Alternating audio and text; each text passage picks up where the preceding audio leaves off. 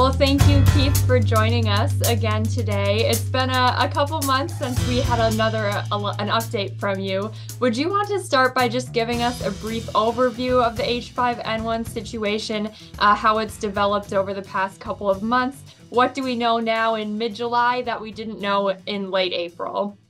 Yeah, and thanks for having me back. I always appreciate the opportunity. There's a lot happening, and we're seeing now in fair and exhibition season leading up to World Dairy Expo in the end of September, early October. Quite a bit's happened now where I think the last time we talked, we've had a federal order in place for testing for movement. And then we've had announcement of some ELAP funds, or it's not really indemnity, but it's very similar to indemnity, where you can producers can apply for funding that for milk loss, and then there's a voluntary surveillance program. That's still in its first month, and there's a few farms that have signed up, not as many as we'd like. But then looking at it nationally, I think the last time we talked, it was nine states affected, and now we're up to 13. Although the 13th was Oklahoma, that was announced yesterday. That was an archived sample, so that herd's been through and has recovered. So right now, Oklahoma doesn't have active farms. And then I think the other kind of piece of news that's happened even this week, where we've known that spillover back from, typically we think of avian influenza as a bird issue, right? And but what we've seen now from our the spillover back from dairy cattle virus, which is the same as the migratory wild birds and waterfowl, but that's actually now kind of spilling back into our domestic poultry. Really, I think they've all been layer flocks. I'm not sure. I don't think there's been any turkeys. Maybe there has, but it's been mainly layers, and the big one in the news would be the 4 million bird layer flock in Colorado. Not because of the birds, although that's really tragic that we have to depopulate so many animals and get the eggs or the meat out of that. But there were four confirmed, and there's a fifth, I think, that with carriage and clinical signs, which are mild in people. That we're depopulating and cleaning. So I think that's created a little bit more kind of news lately. And then the poultry industry is really starting to push hard on response. So lots going on. Everyone in, whether you're a producer, a processor, a state, federal, or someone at a university doing research, everyone's working very hard on the response outbreak, and we're trying to make sure that we can appropriately respond yet maintain some sort of business continuity, because it certainly you can't stop all movement, but then we can't not deal with the virus. So I think there's still a lot of questions to remain. I do think we are going to start seeing some changes and changing in testing strategy and or compensation or indemnity, to get a better hold on where the virus is, where it isn't, and then what can we do to stop virus from coming onto a farm. Because I think that's the last thing we can talk about as an update, is that the last time we talked, it was really movement of lactating cows into those states. And that's really not the case anymore. We still see movement of lactating cows, but the blooms in Colorado, Michigan, and Iowa are not from movement of lactating cows, is from what's been reported, unless we're missing something. But we don't really understand how the virus is going from an affected farm from lactating cows to a farm that's not importing animals. How is virus actually getting there to the cow and into the teat? That's a challenging question, and I don't think we have enough data to understand that. We know that one of the poultry flocks in Iowa was a shower in, shower out facility. So the people should have been clean, right? There's still a lot of questions out there, but hopefully we'll continue to have more new information coming out from all the different people working on it. Absolutely. Yeah, there's a lot that has transpired since the last time we talked, but still a lot of question marks, still a lot of Mhm. unknowns for sure. Is it still primarily affecting lactating cows, or have there been any reports or cases of heifers or younger livestock being affected by it? That's a great question. And I'll talk about reports of clinical, like true natural infection versus um, there are there's one preprint out of a study and another one that's in progress. So on the natural infection side, that's kind of an easy question. The answer to that would be no. There are lots of anecdotal reports out there, but we don't have any confirmed cases. And so we still recognize lactating cows as the biggest and most significant component of this outbreak. We also know that fresh 2-year-olds may shed virus without clinical signs. We need some more information on that too. We also kind of, when thinking about natural infection, is that we are getting some anecdotal reports on some from veterinarians on the front lines that we may be seeing some second waves, but we don't really know if that is or those are animals that were infected once and then being reinfected. So if they, let's say they're maybe infected early January, February, we're 6 months down the road, are they being reinfected? That's really unknown. I think it's probably more likely, based on what the veterinarians are telling us, is that these are naive animals that were on a different premise and were not exposed. But I think there's more to look into for that. The take-home message, I think, on natural side is that there's still virus circulating, and we need to know more about that if we're going to mitigate it appropriately. And then I think the interesting part now would be our research projects. And I'm going to tell you the take home message first, and then I'll come back and repeat it. But the data really shows that, really this is mainly a disease of the udder. And, that still doesn't answer all our questions. And we can't rule out, how is it getting to cows either nasally or orally? I mean, you think of there's only a few ways it can get in, and there's only a few ways it can get out, right? But I think with the research is going to show that if or is showing and will continue to is that animals aren't really shedding and infecting each other nose to nose. Is it possible for an introduction? Sure, it is. And we need to know more about that so we can tell dairies what are our chances or what kind of biosecurity measures are going to be most important because we know that not everyone can do everything. So that's a take-home message is that we think we still can do something about this. We still can mitigate this risk and we can stop spread. It's certainly not too late. And by too late, we don't want this to become endemic in our dairy herd and have seasonal repeats. We don't want this to continue to spill into other species, including humans. And we still can do this. We just have to choose to do it. That's not an easy thing to do. It is a very complex, very expensive proposition.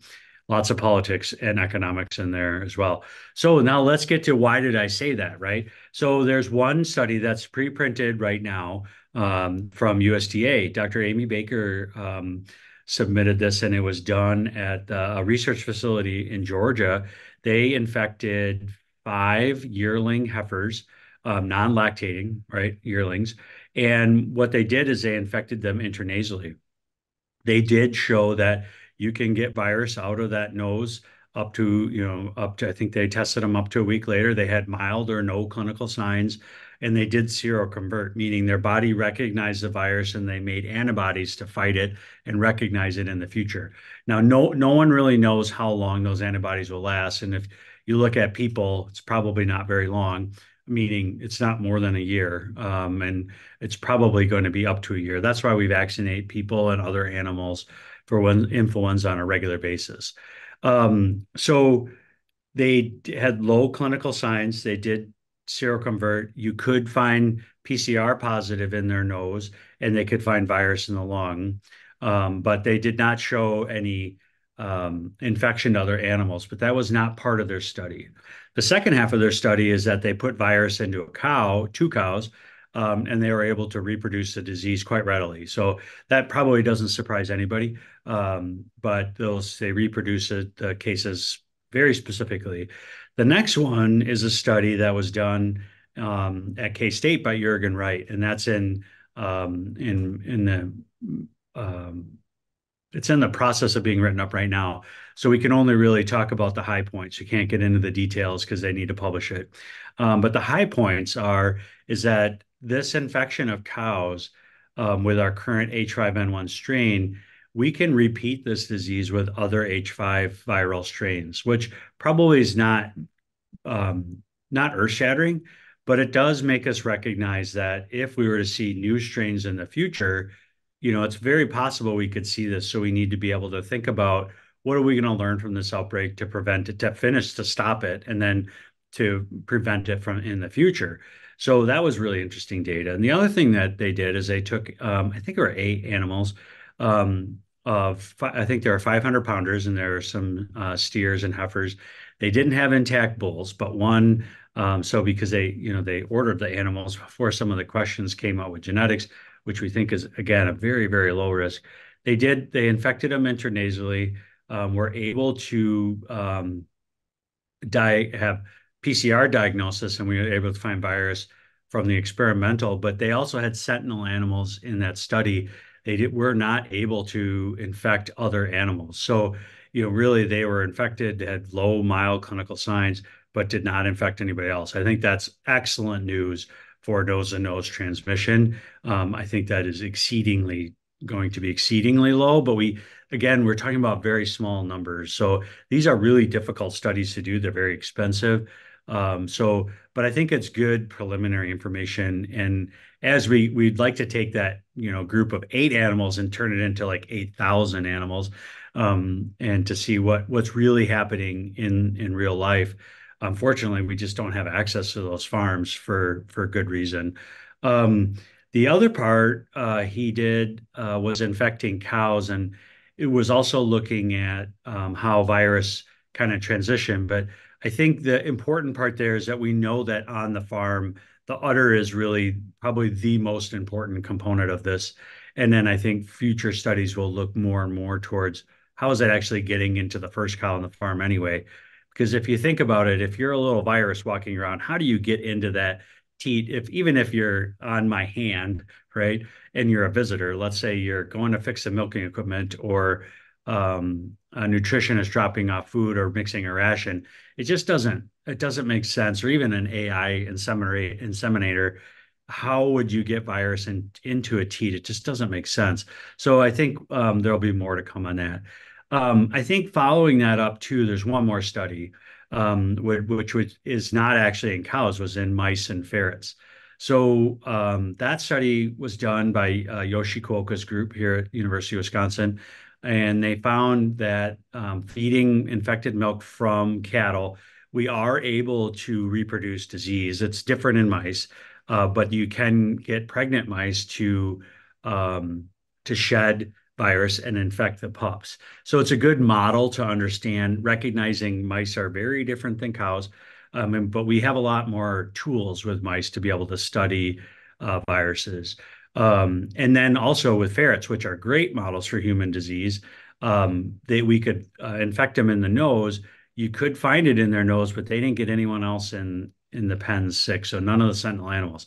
So I think that's really good news, and that kind of comes back to that take-home message of what's new is, we're lucky, I think, lucky in quotation marks, we're lucky that cows are not spreading this nose to nose from what we can see now.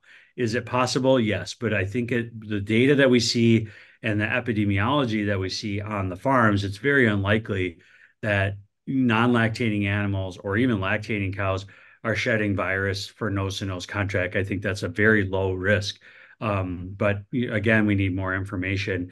And I do think that we can control this, but it has to start with understanding where the virus is and where it isn't. And that means regular surveillance.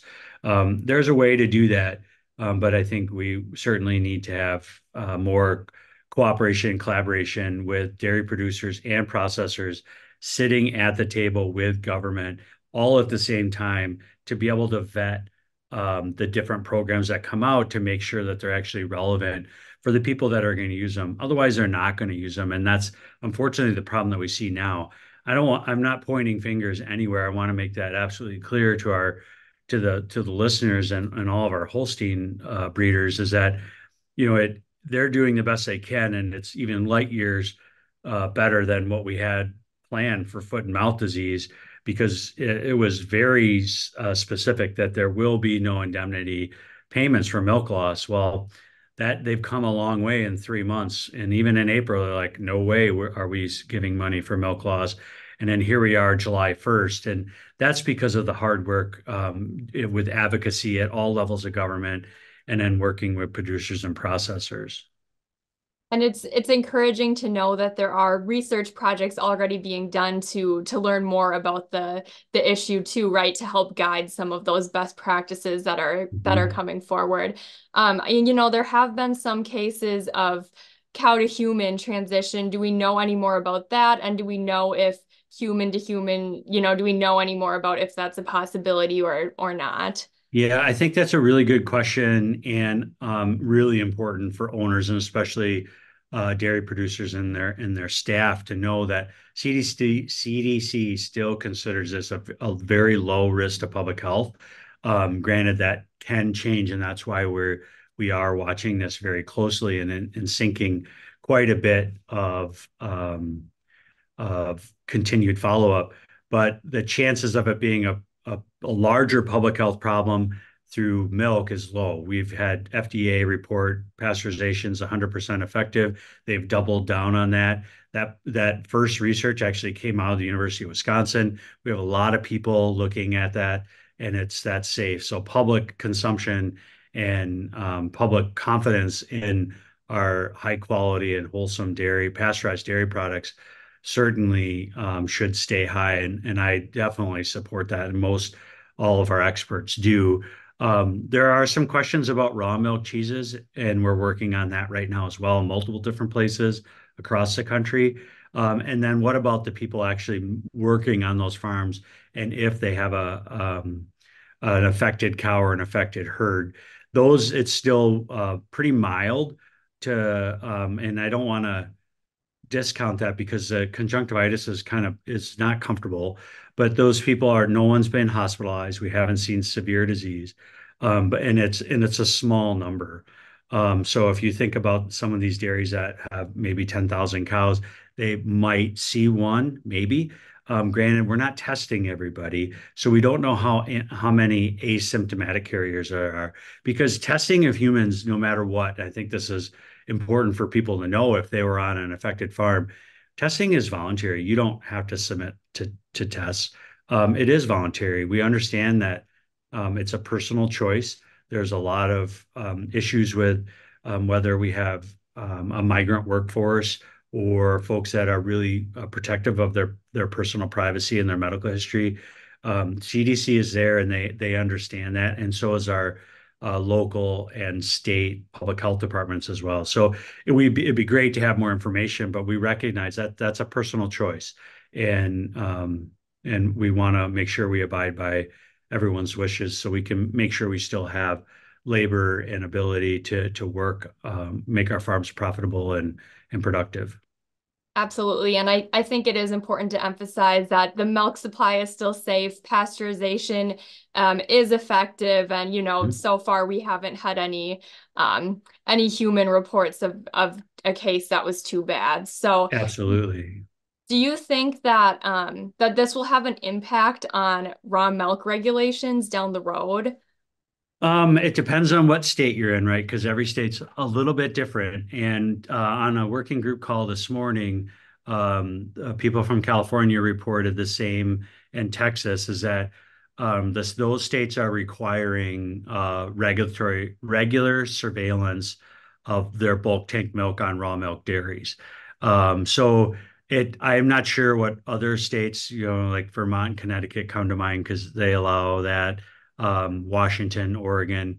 It raw milk consumption is a small market, yet it's a very interesting niche market.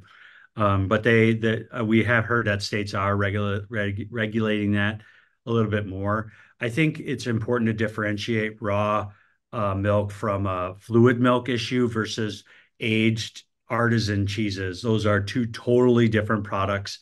And the chemistry, the aging, they're not they do have some type of thermal processing. Many of them do, but they're all very unique, right? And the aging process is something that aging at room temperature or in cooler temperatures, but not refrigerators, that minimum 60 days, and then some of them are well over a year of age. So we think the chemistry there is very unlikely, but we're working with that right now. But I think that risk is very low, if not zero, and we'll have more to come on that in the future. So you said earlier that, this is still something that we can control and mitigate. Are there any recommendations in terms of biosecurity, best practices, or updates? What should farmers be doing to help control the situation? Yeah, absolutely. I think the first thing I would do is, the next time I'm in a herd health, probably on a Monday or Tuesday, right, when is herd check day, Yep. is uh, talk to your veterinarian while you're going through the pens. Well, what should we be doing? What are we doing differently? What are active? Because not always are veterinarians involved in every aspect, and it's just a lack of time and availability. And then there's a lot of different stakeholders there. So, but talking to your veterinarian to really recognize what are the high risk points? Do we have a lot of cattle moving on and off the farm? Are we bringing lactating animals in? How many entry points do we have to the farm, and how can we control that or get it down to one, right? Or can we look at securemilksupply.org and really look at how do we build our farm as a castle with a moat around it? And for milk, when the milk truck comes or the direct ship, can we have that be outside of our moat in our kind of dirty area, but everything on the inside is clean? How can we make that happen? And then, or even on the nutrition side, when the commodity truck comes through, can they be driving on a dirty side and dropping off on one side, but then the farm picks up on the other? And there's lots of different resources available there through national milk producers, Secure Milk. I know in Wisconsin, Rebecca Sweeney with the cheesemakers is organizing a biosecurity day on August 18th. So, that those are everything helps. I wish we knew more. And with more data, we could really kind of think about, well, what are we missing? Because some of these farms do have good biosecurity, but they're still being affected. So as we get more, biosecurity measures can change. And I think that's why even just being cognizant of what's happening, to wash your boots, wash your hands, wear dedicated clothes and shoes or shoe covers that you can wash and disinfect, and recognizing who is coming on and off your farm, and ask them to do the same thing, wash their hands, uh, make sure they have boot covers on that they clean before and after they're on the farm, and just having that heightened level of awareness. Same as much as people hated wearing masks, and I'm one of those people, but I stopped touching my face, and it made me cognizant that I'm wearing this mask for a reason. Whether or not it was 100% effective or not, that really doesn't matter, but it's a mindset. Biosecurity is an absolute mindset. It's something we can tangibly do, to increase awareness for the health of our herd. And that's what, even talking to fairs and exhibitions about, oh, okay, what biosecurity can we do here to help our exhibitors? So there lots of different resources, state and federal. Yeah, that leads me in perfectly to my next question, which is how is H5N1 affecting, shows, sales, everything like that? We're definitely in the heart of show and fair season Yeah. right now. Unfortunately, it's having a negative effect of a lot of, and I can only really speak for Minnesota, Wisconsin, and those are the only two I could guarantee off the top of my head. Iowa, and Michigan stopped all lactating shows. But Minnesota, Iowa, Wisconsin, I know there's other states out there. They're requiring tests of all lactating animals coming in to the show, which is a great idea. Being cognizant, and we're here to protect animal and public health. We put a lot of time and energy into our livestock, especially with the high level, these are world leading genetics that go into these cows. We have to make sure that we're protecting the investment long term. But unfortunately, it's had a negative effect of either counties canceling their lactating shows, those lactating cow classes. I live in Lodi, Wisconsin. Our ag fair is very popular, but our we only had one lactating cow. We usually have between 20 and 30. And that was kind of sad, but there was a lot of heifers out there. So there's a lot of little calves running around. Um, and um, and then the counties that are canceling it, that's unfortunate because our county fairs and local exhibitions are part of our culture, and part of summer in our state and in our neighboring states. I think that really big disadvantage of what is really driving that, and it's not a comfortable situation to talk about, but the first thing that comes out of a lot of producers' mouths or questions is, what happens if I'm positive? I won't be able to sell my milk. That whether I see producers dropping off samples in the parking lot. I stop at several veterinary clinics on the way to ferry samples in to make sure they get in right away. And, I'm on the way to multiple between where I live and where the diagnostic lab is here in Madison. Is that their first question is, well, I won't be able to sell my milk. And I want to make sure that it's absolutely clear that that has never happened nationally. There was one farm that had milk diverted to a different plant, but that didn't last very long, because pasteurization is effective, and there's really absolutely no reason to discard milk from an affected farm. I think it's dangerous for our industry. It's completely unwarranted and not supported by the science. Granted, we're talking about politics too, right? Politics and economics and consumer demand, but really the science is not there to suggest to dump it. The science fully supports that this is still a safe product for pasteurization, and that's why we have pasteurization. But that's the number one reason why people are not testing their cows and bringing them to exhibitions. And I find that very disappointing. But I know that it's a very um, complex and complicated uh, message to get out there. I think there's a lot of misinformation and disinformation that gets spread, or even just whether it's on social media, via telephone, or even the telephone game, right? And I really wish we could get a handle on that, because we have had no experience with anyone requiring milk dump in any state of the 13 on the known 165 farms now. And we know that that's only 20% at least as an estimate. So producers should know, and if someone is telling them that they're going to dump their milk, I think they're doing them a disservice, because it's not accurate.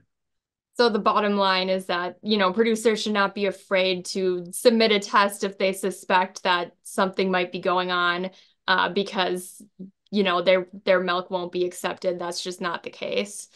Well, so far, and I wish I could say that hands down, but I can't, Right. because I'm not the person that's buying that milk. I'm not the one that's processing it, and I don't have those risk factors that are for, well, like if I were a processor or a cheesemaker or even fluid milk, is that I'm not dealing with those risks, and they are trying to mitigate their company's risks as well as the farms that then they pick up from and buy milk from.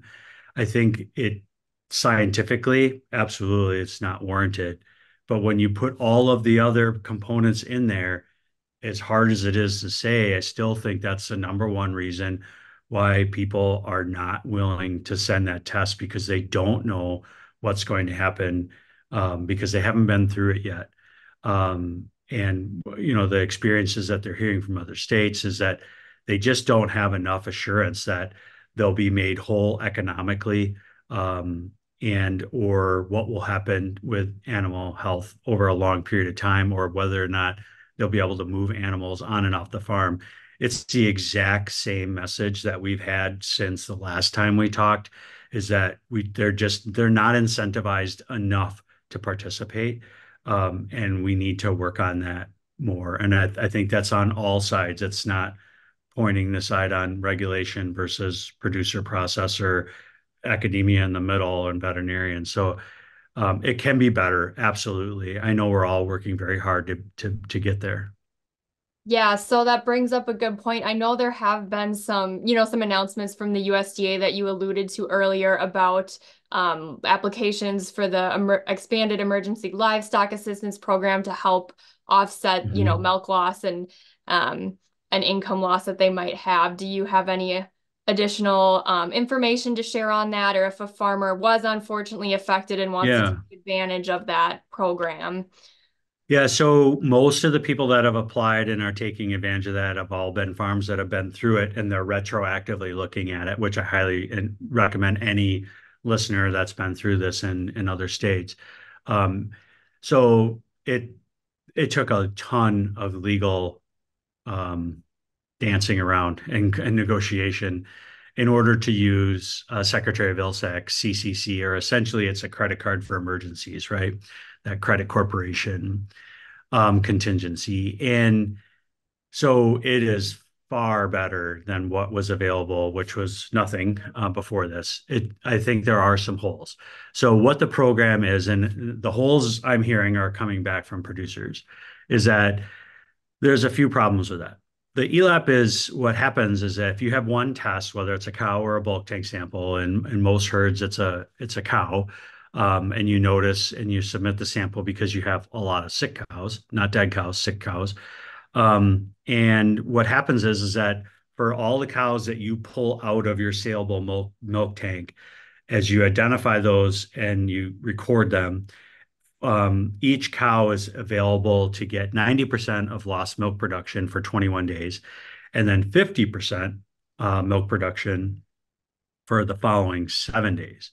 Now, what is milk production? Milk production is averaged at 73.8 pounds, or approximately 73 pounds. So when we think about our high level producers, the upper echelon, right, in the best dairy state in the world, I'm sorry for the out of state listeners, but many of our herds and our elite producing herds are well over 100 pounds. So that's not quite what they're losing. And but they also have some other funds available for things like PPE and biosecurity and veterinary costs and things like that. It also has a limitation on herd size, and the estimates from National Milk are that the herds that are over 2,000 head are kind of negatively impacted, or they have a kind of a sliding scale on return. I think the take-home message here is that it's not enough for producers to say it's to actually enroll in the program, and most of them are just kind of going through it, or they're waiting to go through it and then come back and look at archive samples, which really goes against just basic infectious disease control. But it is what it is, and I'm glad that those producers are getting some of those losses back. Any other take-home messages that you want to leave our listeners with today? I think the most important part is pasteurized dairy products are safe. That's always the most important part of what I talk to in any type of opportunity. I take as many as I can get because I do think that message is exceedingly important for the dairy industry and for the state of Wisconsin and our Holstein breeders. The second part is that the public health risk is low. That changes as the disease keeps continuing, but it's still low. And then I think, unfortunately, just like with any other disease outbreak, whether it be Johne's, BVD, COVID, or now H5N1, this is a real thing and it's not going away. It's not going to just burn out. We don't see the evidence for that. And we really need some better um, all around collaboration. And I mean, that means better programs from the federal government.